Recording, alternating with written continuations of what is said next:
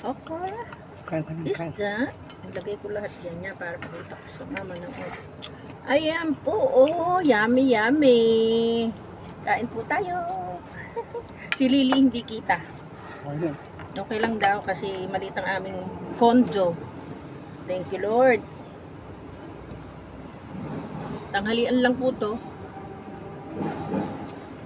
Busy trabaho. Sana mamaya na ako kakain. Tawag dating video na lang. Kain ka ulit. Hindi na. Bagoong pa yan. Sarap. May sukang, ano, yung sukang isa yung gano'n video na yun. Kasi ito lang okay sa akin. Mm-mm. Magaling ako sa ganito. Pwede naman maging rice na yan.